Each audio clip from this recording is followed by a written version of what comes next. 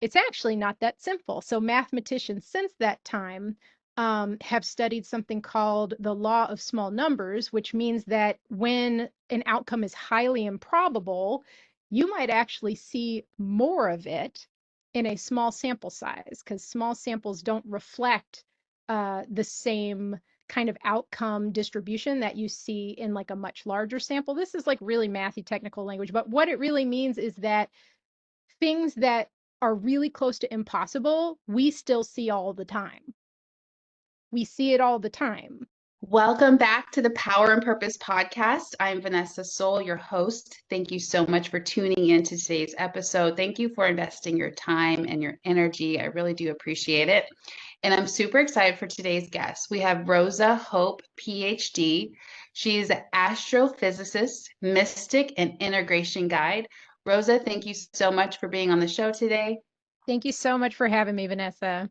Absolutely. I'm looking forward to it. And I have a signature question. Who are you and who are you not? No one has ever asked me this question before, so I love it. I spent a little time thinking about it. So who I think I am a heart, and I think I am a loving, non-judgmental space. And that sounds a little strange, but when I boil it down to the core of my function, when it comes to working with people, even when it comes to just like walking around my daily life and how strangers interface with me, this is something I discovered over the course of my life is that more than anything, that's what I am. I am like this little bubble where people can come and do their work. Mm, So, very grateful for that.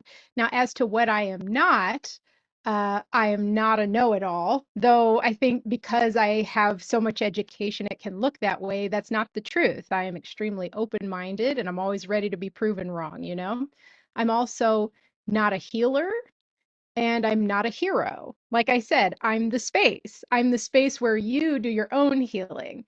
And I can't save anyone else. You have to save yourself, right? Like there's no way around that. So I think that kind of encapsulates who I am and who I'm not. oh my gosh, I love it. I got super excited when I started to hear that. I'm not a healer, I'm not a hero, because I think so many of us, it's part of the journey, right? Especially for most of us when we're coming out of a victim state or we're finding our own empowerment. We want to save other people. We want to be a healer. We want to be the hero. And for the most part, for most of us, I can't speak for everyone, but for some of us, that's just not our job. Hmm. Yes, So thank you for absolutely. that. Yeah, yeah, beautiful. So I love to talk about kind of like what brought you into your current reality, the current work that you're doing and everything. So you went from astrophysics to mysticism. What was that like and how did that transpire? Yeah. So in an interesting way, um, it's a little less linear than that. So I've told this story in the past, but I've been interested in science and in mysticism since I was a child.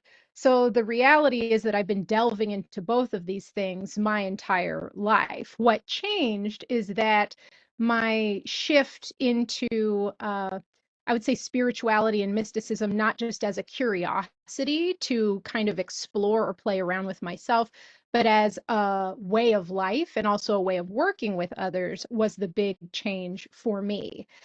When I was growing up, and as I was getting my education, I didn't understand spirituality as more than like, well, like I said, it was a curiosity, or even maybe a set of tools. It was another way that we could master the universe we live in, or another way to get what we want, something like that. That's how I understood it. I was in my 20s, like, give me a break, you know? Um, and then what I saw as I began to come online, this happens to a lot of people around their Saturn return, it certainly did for me. Um, is that I saw that I could have all the spiritual knowledge in the world. I could be full of information, full of like details of metaphysics and all this kind of stuff, but I was still deeply unhappy. I still had a really chaotic life. There was still all sorts of drama. Some of my own making, like nothing was getting repaired, nothing was getting healed just by me knowing a bunch of stuff. And I've always been deeply intellectual and kind of academic anyway. You don't get a PhD without being a person like that.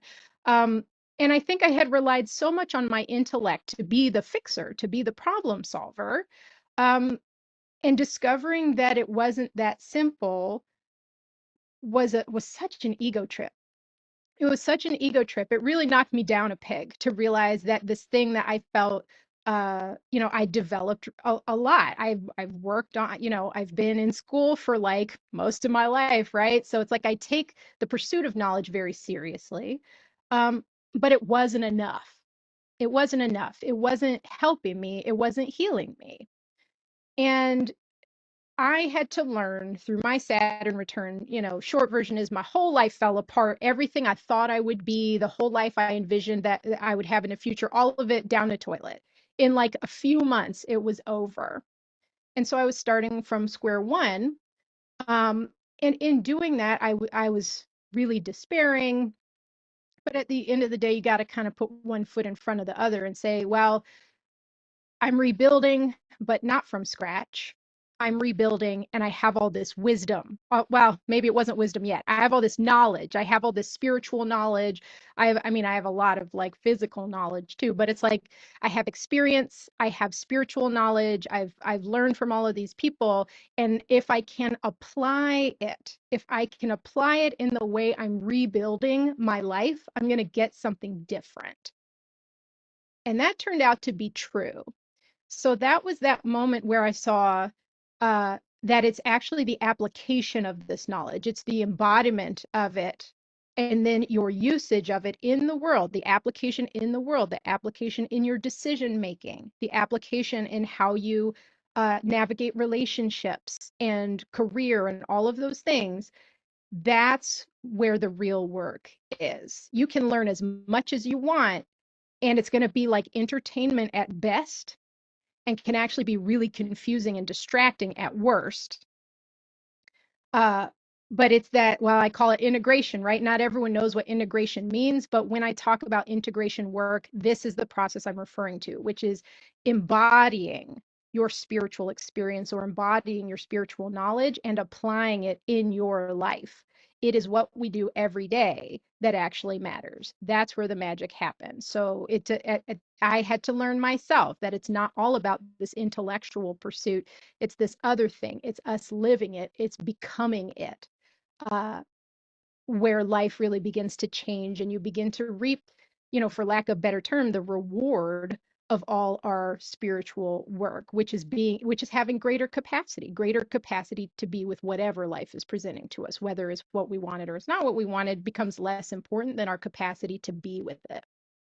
Absolutely. That is so important. And I think as a collective, we're really learning that lesson because so many people are consuming so much information without the application. And they're like, oh, yeah, I already know about astrology. I already know about this. Or you could replace that with any self awareness tool. I already know about philosophy. I already know about, meditation. Oh, I know how good meditation is. I know that if you meditate for they have all the science and the data and the information, but it's like sometimes that, not always, but sometimes the application is either some people are half in half out, or there's just not Mhm. that full embodiment. So I think I just want to comment on that and really allow that to sit with everyone. I think collectively, especially in this age of information, we have AI, ChatGPT. You can figure out whatever you need. I was on a call with my CPA today, and I'm telling him information that I got from ChatGPT, and it was opening up new doors. And but I know that I still needed that person. Side note, to help me embody it fully because I don't know how to implement everything. But I was able to grab information. So that's just a quick example. Now, if you have a personal example, because we're talking about your journey, what did it look like? I don't know if you have a specific example. Like, what did it look like when you weren't applying a specific piece of information or wisdom or knowledge versus when you really started to embody that and apply it? Mhm. That is a fantastic question. So I'm just going to share the first thing that came up. People that follow me know that I talk a lot. Well, y'all, I don't talk nearly as much as I used to. I used to talk so much that I would like steamroll over people just to like make sure that I made my point, or that I would be, I was way more involved with being right than anything else.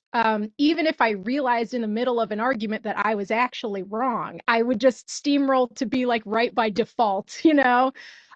So that's a beautiful example of, I mean, did I know I wasn't always right? Of course I knew that, and did I understand that like being in right relationship with people was like an important concept for my spiritual development? Of course I knew that, but I wasn't living it because I still had this hang up about needing to be right.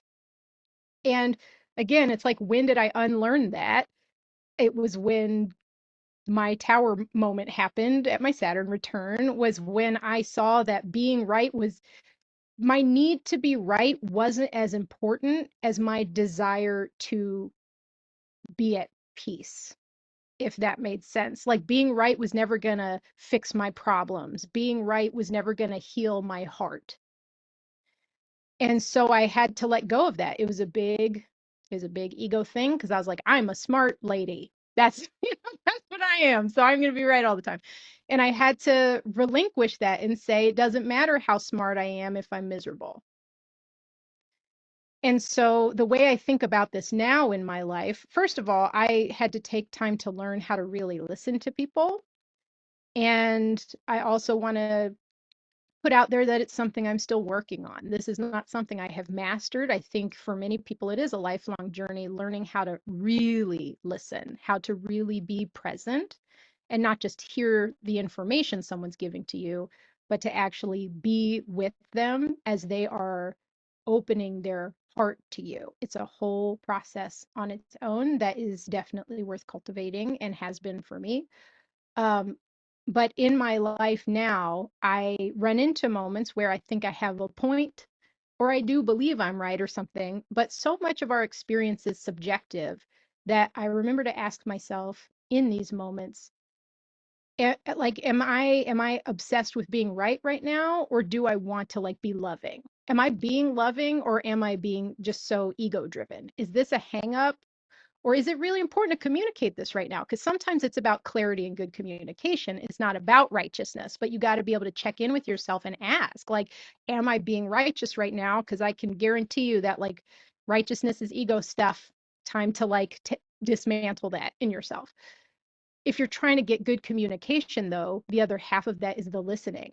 So even if you need to get your point across to help the other person understand, you need to be doing the work to understand them at the same time. So that's an example of how I implement this now in my own like daily life and my own relationships, is is being able to check in with myself and ask, am I being in right relationship right now? Am I coming from the right place in this moment? Beautiful, beautiful. I love that.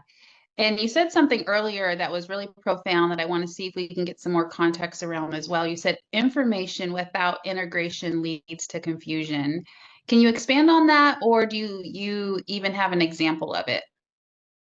Yeah. Oh man. So you mentioned earlier, or maybe this was in one of your other podcast episodes. A lot of people now are working with plant medicines. It's very hip at the moment. And it can open up a lot of space and be very helpful for people, especially to break through blockages like in their psyche and stuff like that. So like there's a very real, almost like therapeutic use for it, but sometimes people go and work with these teachers and come back totally overloaded or overwhelmed with spiritual download. And if you haven't done this before, or if you don't have much experience with mystical uh, information. You know what I'm saying? Like if you're kind of a noob, you might not have all the tools you need to handle and integrate that information. So people come back asking like, what does it mean? What does this mean about me? What does this mean about reality? And can kind of get unseated from their ability to function. That's an example of when information without integration ends up being confusing. It can actually be worse than confusing. And I think that's why having integration as part of the bigger spiritual conversation is something I keep harping on all the time. We need, I'm not going to say that everyone needs this very like formalized structure, but we do need an understanding that structures of support can be really helpful for people to use their experience to change their lives for the better, to change the way they interface with reality for the better, to improve their experience on planet Earth, you know. But without having that be part of the conversation, you're kind of just turning them loose and saying, like, figure it out yourself. And to me, that doesn't feel particularly heart centered, especially when we have no real control over what someone is going to experience when they do these medicines that work quickly and go deep. So that's what I'm talking about. And it doesn't have to be plant medicine. It happens to people when they have a Kundalini awakening too. It goes hard, it goes fast. And our culture here in the West loves hard and fast. We want to fix it yesterday, right?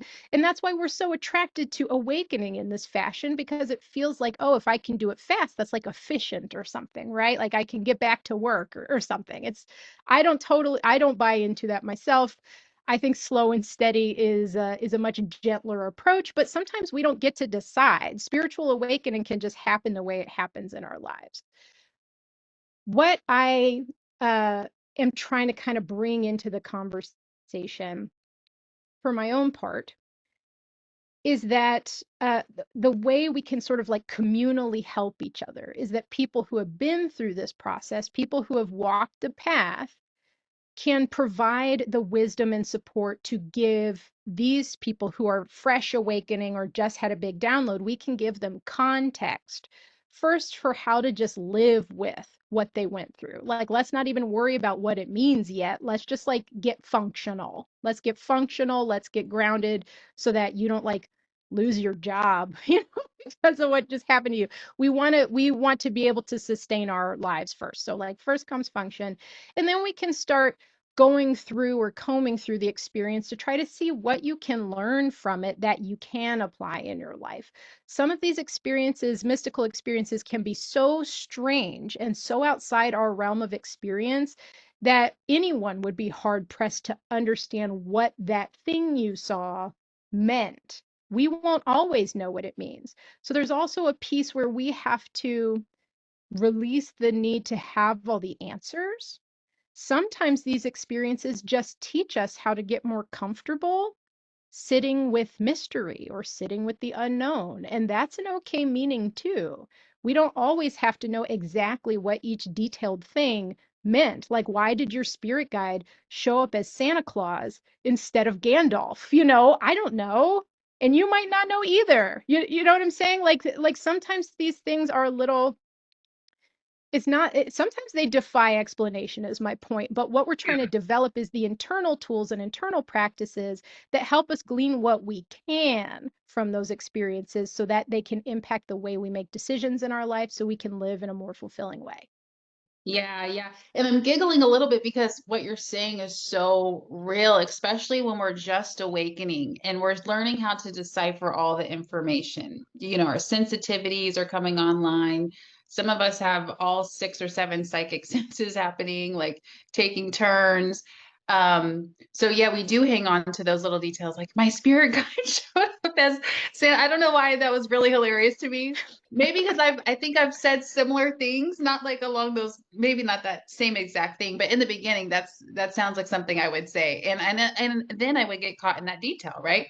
Um, and not to say that it was negative or that it worked against me, but what Rosa is really trying to transmit here, I think, if I could just be an echo, is discernment, right? Learning how to discern the information so that way we can find out what is in our highest alignment to embody, to actually digest and process and navigate through. We can't navigate through everything in the physical, I mean, in the spiritual realm all at once. You know, we're still in these bodies inside the density of the 3D reality.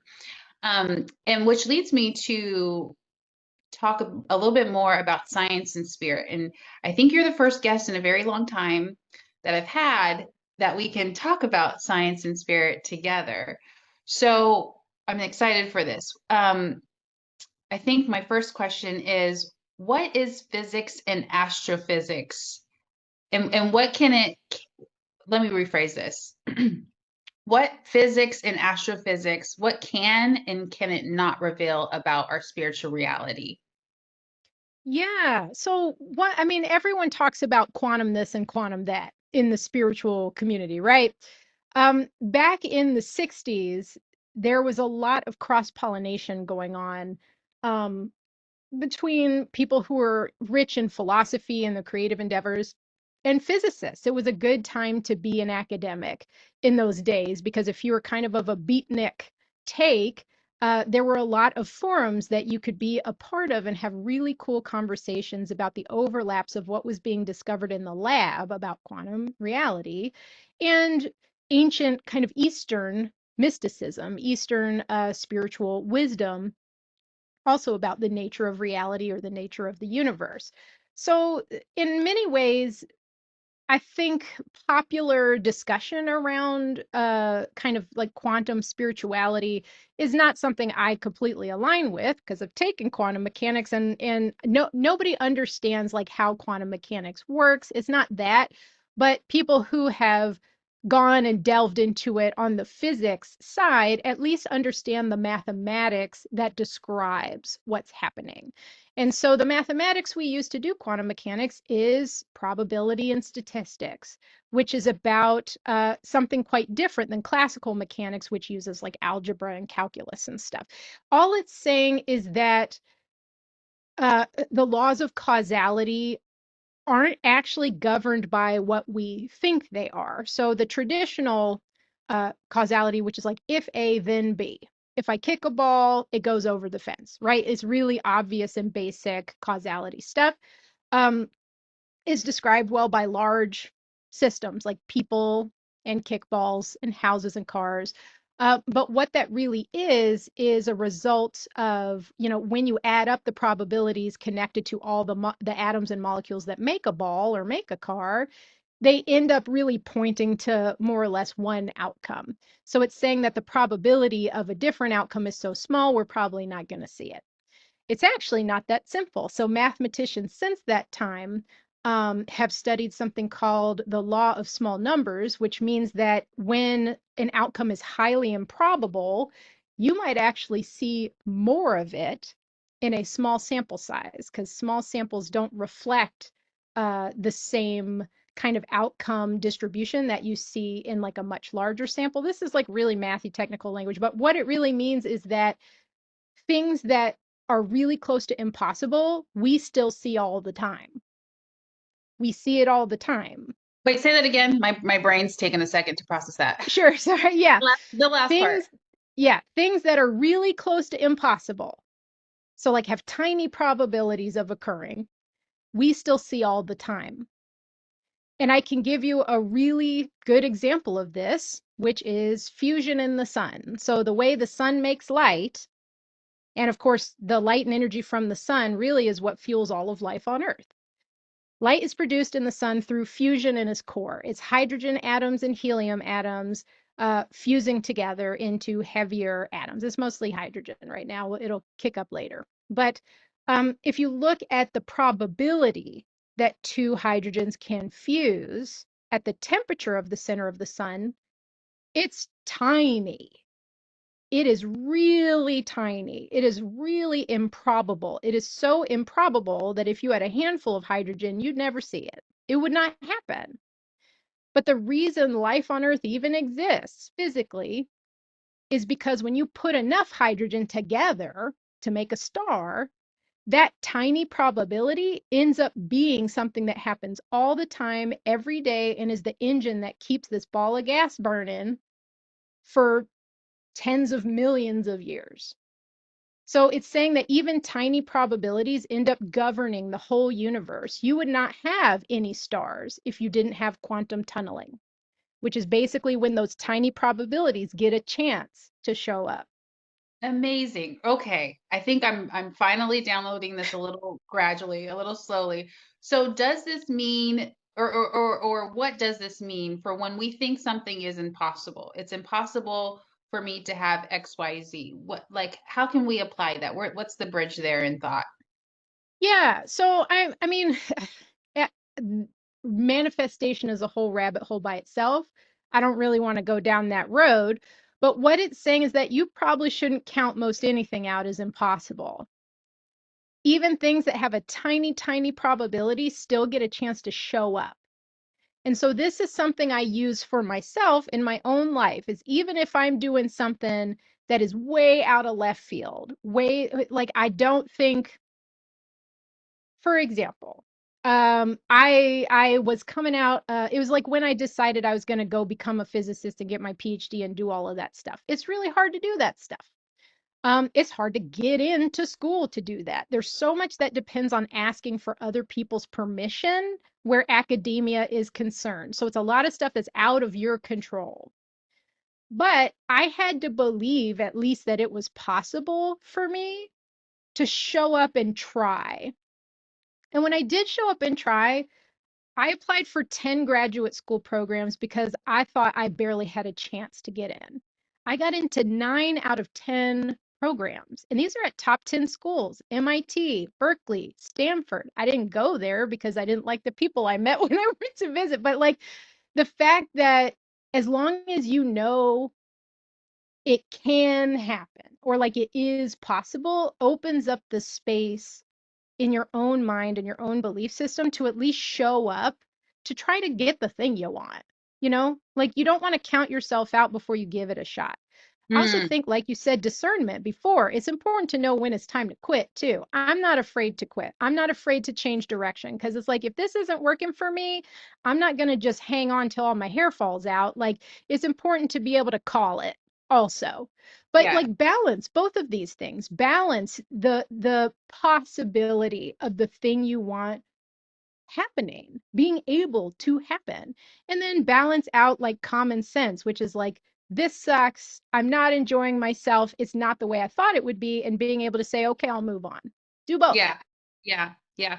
Beautiful, beautiful way of describing that. And I'm not like a big fan of the traditional concept of manifestation. Sounds like you might be along the same lines. But what I was really, my intention for asking that was um, to bring awareness to things that we doubt.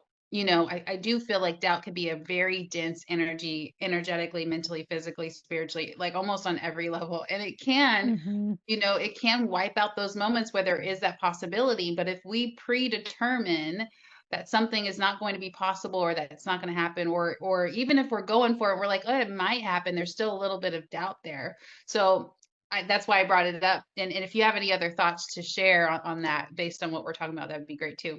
Sure, sure. This is kind of bringing something up in mind for me because I realized I was having a conversation with someone on Threads actually lately, where she was bringing up the fact that like when we think about who we work with, it's not always the demographics that are in common. That's definitely true for me. I work with people from all different walks of life, different educational backgrounds, different social and cultural backgrounds. So I was like, well, what do they actually have in common then?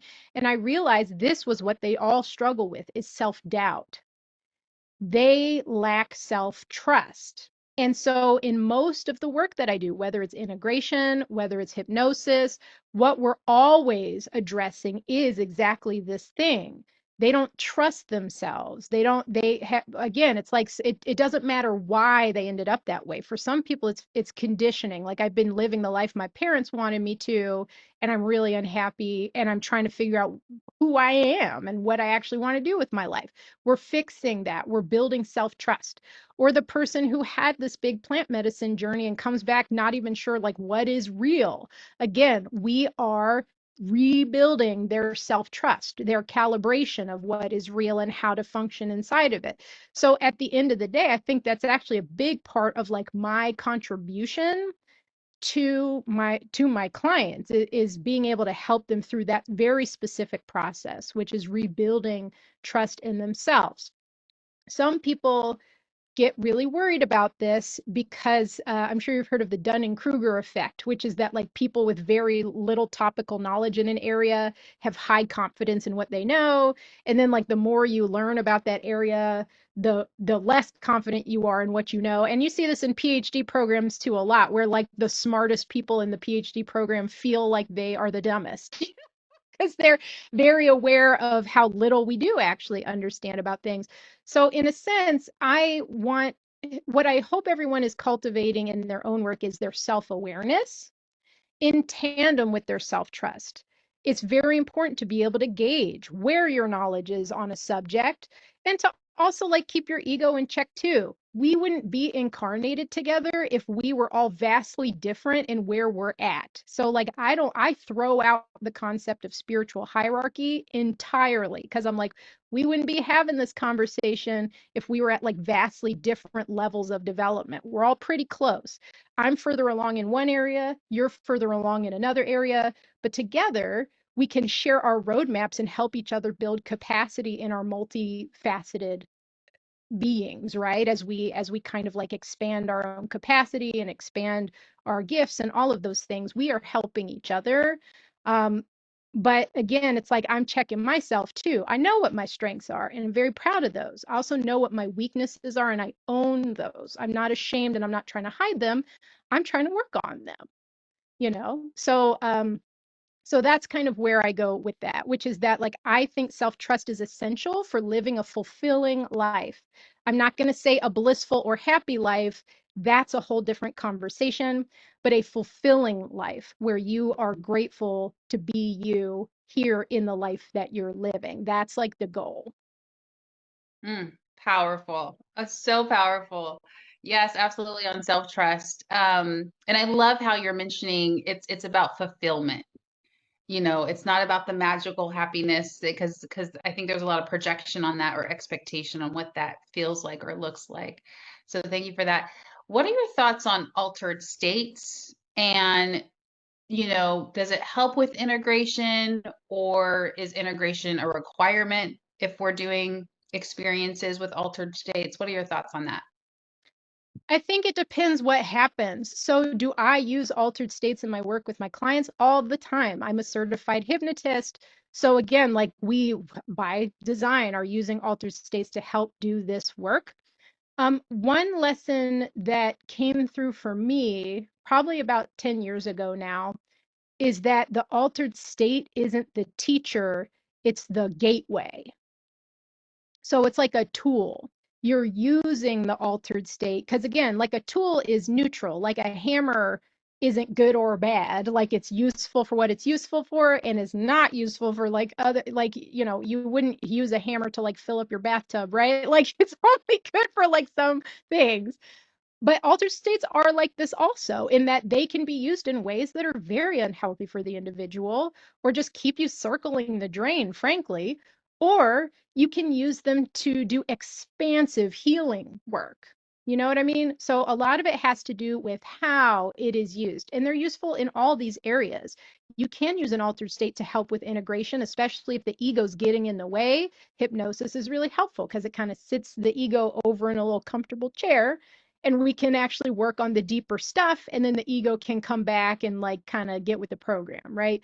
So but again, that's like very focused work. If we're like sitting together for an hour to do hypnosis, the hypnosis is to help get you out of your own way. Yes. Okay. So I have an example and you can give us more context on that. So, once upon a time, I don't know, a couple years ago, I got hypnosis done because I was really overly dependent on caffeine. I call it a caffeine addiction. My listeners know all about it. But so and that wasn't the root cause, right? Like that was the symptom. But I really, I didn't really know like what was the root cause. But I put so much expectation in the hypnosis being the answer and not the Mm-hmm. tool. And so, and it might have worked for like 2 weeks, and then I was right back at square one. Yep. And by the way, I did go back into childhood. I did actually get closer to the root cause. So, but I think there was more about me, my perspective on it being the answer or the destination that kind of caused. I'm not sure. Like, what do you think was happening there, just based off of that limited information? Oh, I have so many thoughts. So So, in some ways, this is the difference between the type of hypnosis I do and standard clinical hypnosis. So, in clinical hypnosis, the goal for the hypnotist is to have a professional practice that supports their livelihood. And what helps them do that is by having repeat clients who come back and kind of need their help. And in traditional hypnosis of this kind, what's happening is you're kind of getting to the subconscious of the client and planting a seed or planting a suggestion. So if the suggestion is like stop smoking or stop drinking coffee, or like no more Starbucks or whatever it is for you, um, if the work doesn't get done, you do need to go back every 2 weeks and do it again and do it again. And if you're lucky, after 2 months or 3 months or something, it is force of habit. And then maybe you don't need the help of your hypnotist anymore. But if you don't actually do the work to resolve the root cause, and I don't mean just know what it is. Like we all know that just the cognitive part is not the whole picture. You can know a lot of things and still have symptoms or still have addictions or whatever. So knowing is step one, but awareness is the beginning of that process, not the end. So in the type of hypnosis I do, when we're trying to address the specific issue like that, I generally work with people only once. And we're together all day. So it's not the same as like come in for an hour and do this. We're not under hypnosis all day, but we're like together all day. There's a lot happening. But it's like we figure out what the root cause is, we identify it, but then we start doing the deep work. And sometimes it's something needs resolution that's from your childhood. Sometimes you need something resolution, like a resolution on a spiritual level or a karmic level. We get all sorts of stuff doing this type of work. In fact, it's over the years, it has been one of the most direct ways I have expanded my own capacity, just having to sit with some of the stuff that I hear about. The universe is a wild and incredible place, and people's soul journeys take all different shapes and all, all over the universe. There's all sorts of really incredible things that come through that would probably be difficult for people to handle if they're totally meat and potatoes and don't believe in spirit side or don't believe that there's life in other places in the universe. It would be really difficult to try to do this type of work. I've heard incredible stories that defy belief or defy imagination. But it ends up getting to the root of the issue and actually addressing it and fixing it for people, not because I'm fixing it and not because I'm giving suggestions. All I'm doing is asking questions to the client while they're in an altered state when they have access to more information and they present the answers as we are recording, and then when they go back and listen to it, that's the integration part. So like in the actual hypnosis session, I would say very little integration gets done. Sometimes it does, especially if it's like old karmic stuff, we can integrate that in session. But if it's something they need to work on that's habitual, oftentimes it's when they listen to the session later, when they're awake and aware and the ego's online, and that sort of level of consciousness gets to listen to the information that came through, that's where it starts to really come together. So beautiful. And I love that you spend more than just an hour with your clients. And what else are you doing in that time? Is there prep work? Is there other, conversations to get more info? Yeah, so this is specifically one type of hypnosis called QHHT. I give all my clients homework because I want them to get ready. I want them to get their head right and their heart right about what we are trying to accomplish together when we're in session. So they get a workbook that helps them figure out what's important to them, what they want to work on, what the most pressing issues are, and they kind of work through that before they even come to me. When they get here to my office, we go through the workbook together. And they also talk to me about their journey. They don't have to tell me their life like I was born, I grew up, like some people do. But what they're really telling me is about their own reflections on where they've been and how it got them to where they are now, the biggest struggles, the things that had the biggest impact on them. And all that's kind of tied up in the workbook too. But we go through this pretty extensive interview process, and in that, not only do I get to learn a lot about them and get some context for why they're even here to work with me, but many people have never actually sat down and told their story to anyone. And even that part can be really therapeutic too. So, in that process, we get clear on what our goals for the session are. Then, after we take like a little break, uh, we go into hypnosis. So the hypnosis is generally about 2 hours long. So people tend to not remember everything. But as I say, it's like you don't even remember everything in a 2 hour movie. Like, why would you remember, from 2 hours laying on the table? But that's the part we record, is when they're going under hypnosis and everything that is reported back. So on paper, what this looks like is I ask a question, they answer a question. I ask a question, they answer the question. And a lot of my questions are coming from the work that they've done. So they have kind of established this list already of the things that are the most important to them. And that's where everything's coming from. That's the focus of the work. We record it, they come out, we take a minute to, well, probably about half an hour, 45 minutes to kind of debrief, to make sure they're grounded in the present state and time, because people's consciousness can go pretty far and wide when you're under for that length of time.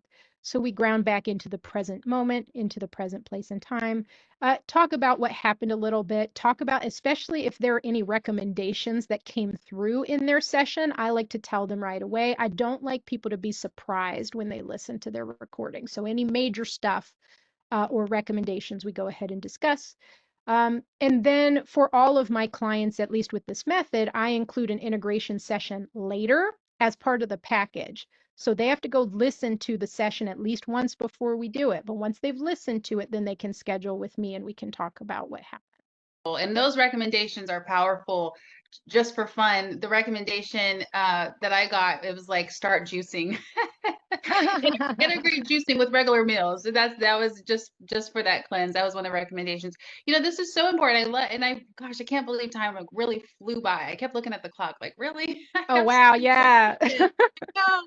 But I wanted to mention, just yesterday, I've been working with a client for 2 years, and I don't, do past life regressions or formal hypnosis. I have, because I'm a multifaceted healer, even though now I'm doing more astrology. But I was, speaking with a client yesterday, and we've been working for 2 years. So much progress with childhood stuff, but most of the work that we've done has either been energy healing, but a lot more conscious modalities where someone is in the conscious state. And her spirit guides kept recommending these altered states of consciousness. QHHT came up for her. Past life regressions came up for her. And she was like, but I've done so much work. And I'm like, yes, you have. And it's not that it's not working, right? Like, everything is divine timing. It's always the medicine that's like perfect for you. But the question is, for people who have been doing those, integration type modalities, healing type modalities. I use integration healing interchangeably, but for someone who's been doing more of the conscious work and not so much of the altered state subconscious work, what's the difference there? Like, what is the extra transformation that they might be able to receive, even if they've been doing a lot of deep work for years and years and years? What can they receive when they answer that call, if they're feeling called towards altered states, hypnosis, past life regression, etc.? Well, I think each of us is, in a sense, a lens that reality is filtered through. And one of the things that I think is beautiful about using particularly this type of hypnosis, many people grow a dependence on channelers or mediums to get information from the unseen world, or the world that like they can't totally make that connection themselves. And it ends up building a dependency. But my issue with that is even some of the best mediums still have parts of their lens that might not be resonant or in coherence with the person who's got the questions. And what I love about this specific method is that it is the client that is the channel, it is the client that is the lens. So all the information that comes through is coming through their own lens in their own voice. So if you want that kind of information that is not colored by someone else's lens who has different experiences from you and different past and different baggage from you, this is kind of the only way to do it. And what's beautiful about it is that you won't need a facilitator or a hypnotist forever. You are there to strengthen your own connection with that aspect of yourself. And eventually, you won't need somebody to help you as long as you just build it up, like build that muscle, cultivate that connection, and it'll be strong enough that you can close your eyes and ask a question and get the answer, you know? Beautiful. So really empowerment, coming into your full expression, your full range of gifts and abilities and awareness and awakening. So amazing. So do you have any other closing remarks? Anything that we may not have touched on that you want to share? Any wisdoms? Yes, I do. So, this message isn't necessarily easy to hear, particularly for people that are of the starseed persuasion. But my message is our work is here, here, boots on the ground here. That's why we came. Okay. So I think it's really important to not lose sight of that. It can be very exciting to discover your cosmic origins, but don't fall into escapism or denial of the fact that you are human now having a human experience. Your work is to learn how to embrace this and use it to fulfill your purpose. So powerful. Thank you for that. That's such a deep wisdom to share. So if this conversation resonates with you, please connect with Rosa Hope. We have her links here in the description, so you could just click on it. Her Instagram is here, her Facebook is here, her website is here, and her website is rosa-hope.com. And Rosa, what is one powerful way that people can work with you? Well, there are so many, but I will just say, please, you can find me on Instagram and you can sign up for a free connection call with me. So I would love to hear about where you are at and what you want to work on.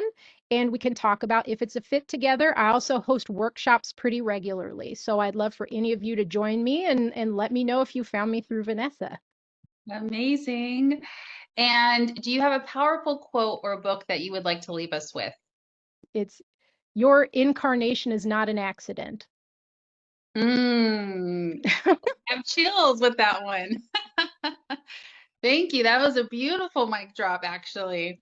So good. Well, Rosa, thank you for your time, your energy, and your wisdom. It was such an honor to have you on the show today. Yeah, thank you so much for having me, Vanessa. This was such a cool conversation. Thanks for inviting me. Yes, this was so enjoyable. Thank you, everyone, for tuning in. Please share this episode with at least one friend. If you made it through this far, you know exactly who in your family circle, your neighbor, your friend group, your spiritual community, you know exactly who needs to hear this conversation. So just send over that link to them.